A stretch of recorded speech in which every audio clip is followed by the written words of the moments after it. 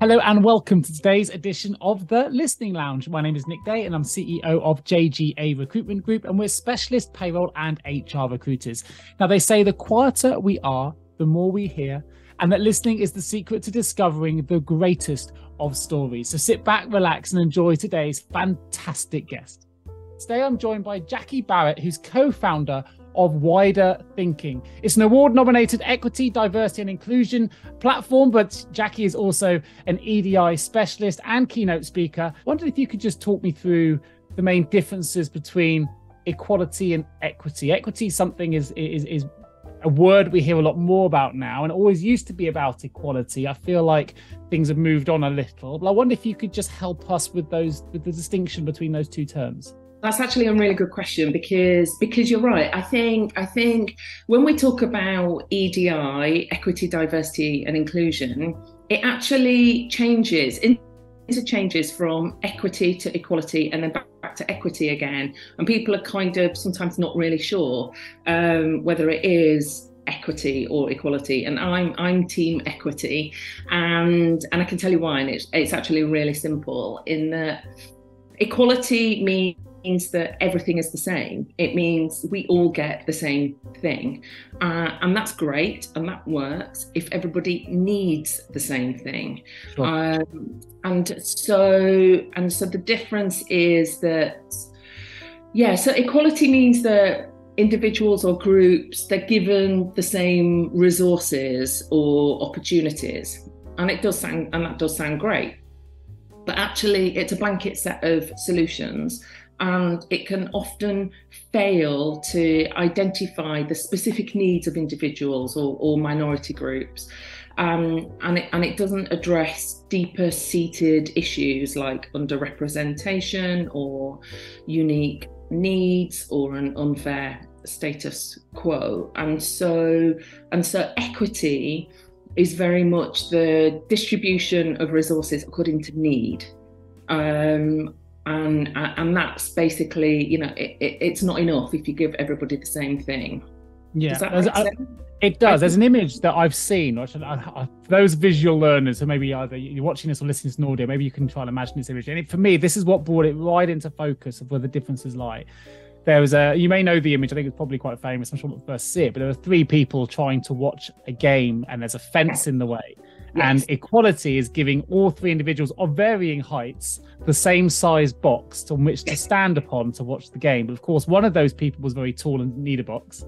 One person, the box will allow them to see. And the third person, well, they had a box, but they were still too short.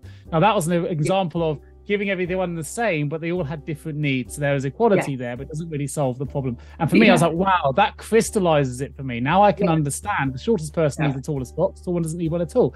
You're giving everyone the same view that way. In your experience, and that's probably a very simple way of doing it, but are there any real world examples that in your work that you I think that is actually just it's a really great visual to just very clearly articulate. A picture tells 1,000 is 1,000 words. And another example or image is if you think about 5 identical bikes, that's equality. All the bikes are exactly the same. And now you bring 5 different people. Those bikes don't necessarily suit those people. It could be a child, a wheelchair user, somebody who wants to carry an infant, somebody who doesn't even want a bike, they want a unicycle or a skateboard. And so in an equity model, everybody gets a bike that's suitable for their needs.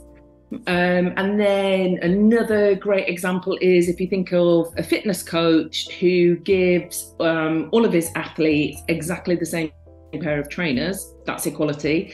However, in an equity model, he gives everybody trainers that actually fit their different feet. Because obviously not everybody's the same size. So, but we are surrounded by loads of examples of equality not really being equitable. And in fact, one classic example that I refer to is toilets, because historically buildings had equal floor space for men's and women's toilets. That's equality, equal floor space. However, everyone knows about the unfairness or inequality of those queues. And this is because cubicles take more space than urinals, so there's often fewer of them. Periods, weak bladders from pregnancy and childbirth mean more frequent visits. Children are more often taken to the women's toilets. The elderly, who are disproportionately women, take longer and need more frequent visits.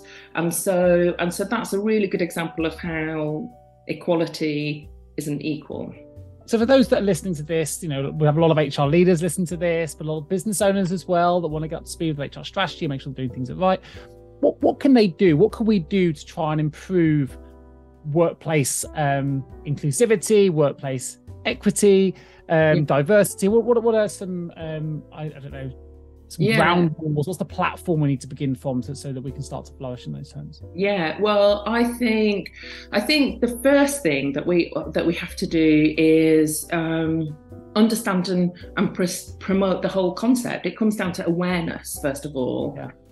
Because we can't do anything unless we know what we're doing or we know what we're talking about. And I think just understanding about equity is most certainly a brilliant first step.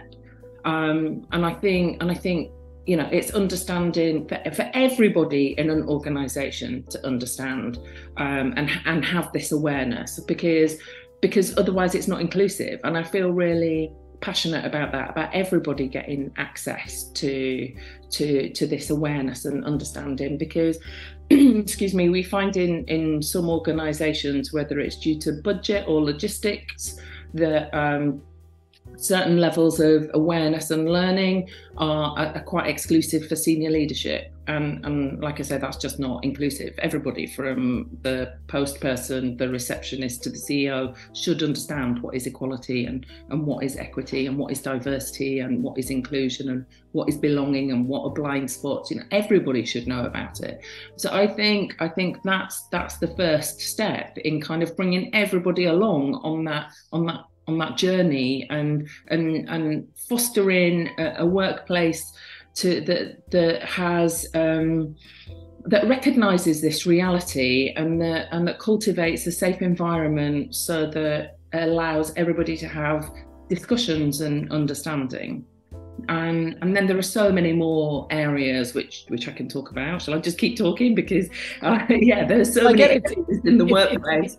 It's clearly a collective responsibility. It only takes one person who doesn't understand it, and it actually all have all the best intentions, but it can fall down. And I wonder, I guess my question here is, how many business leaders, or actually it doesn't really matter, but how many people do you think are fully aware of what equity really means? Because I know certainly before we started working with your platform, Jackie, in our business, I would like to think everybody knew the differences, but actually the feedback tells us that they didn't. And but it's been a real light bulb moment for them. It hasn't been any no blame proportion, the fact you didn't know the difference in equity and equality. What it's actually done is really, as you said, help with people's awareness to then understand the nuances, the differences. And I'm a big believer that awareness leads to insight leads to action. And we're all trying to make change in our business to be more equitable as a result. But do you think equity is a term that's fully understood in the wider business world? No, I really don't think it is. I think, to a certain degree, I think that is one of the harder aspects for people to really understand. I think there are very few people that actually really know what it means. And I think actually just kind of pulling it back a little bit, if you go to something such as diversity, I think most people think that I know what diversity is. But actually, I have realised in all the work that I'm doing that even that lots of people don't really know what diversity is. In that people think, well, this is about gender or ethnicity, isn't it? And as you know from going on our platform, it's so much more than that. It's so much broader than that, and it's so much deeper than that. And so I think, just with the word diversity, which most people seem to think that they know, we realise a lot of people don't, because we look at socioeconomic status, neurodiversity, visible, invisible disabilities. It's much, much broader and deeper. Thank you for joining me on today's episode of The Listening Lounge. My name is Nick Day, and remember, every great conversation starts with great listening. Till next time.